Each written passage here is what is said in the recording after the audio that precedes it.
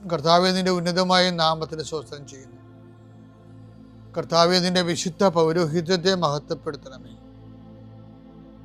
കർത്താവെ, സഭയിലുള്ള സാന്നിധ്യം പ്രകടമാക്കണമേ. 40 വർഷം ഞാൻ അർപ്പിച്ച കുർബാനയുടെ യോഗ്യതയാണ്.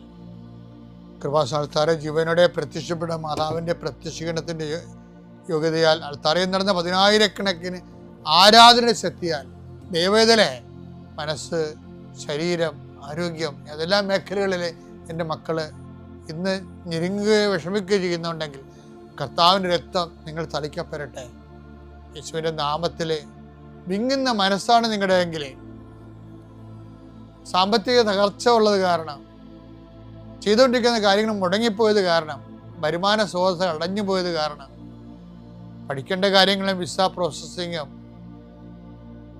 നാട്ടിലുള്ള പരീക്ഷകളും ടെസ്റ്റുകൾ, പരീക്ഷ ഫലങ്ങൾ പ്രതീക്ഷിക്കുന്നവരെ, എൻ്റെ വിഷയത്തിന് PSC ടെസ്റ്റ് പിടിച്ചെന്നെങ്കിലും ആഗ്രഹിക്കുന്നവരെ, അതെല്ലാം ഈ ഒറ്റ പ്രാർത്ഥനയുടെ ദൈവത്തിലെ നിന്നെ ദൈവം ഏറ്റെടുക്കുകയും നിൻ്റെ ആവശ്യങ്ങൾ അറിഞ്ഞ് നിന്നെ സന്ധിക്കുകയും ചെയ്യും.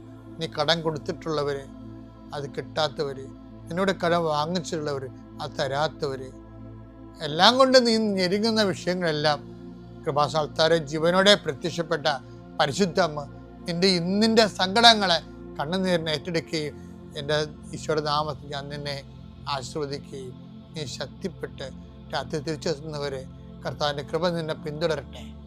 പിതാവും പുത്രനും പരിശുദ്ധാത്മാവിനും സ്തുതി. ആമേൻ.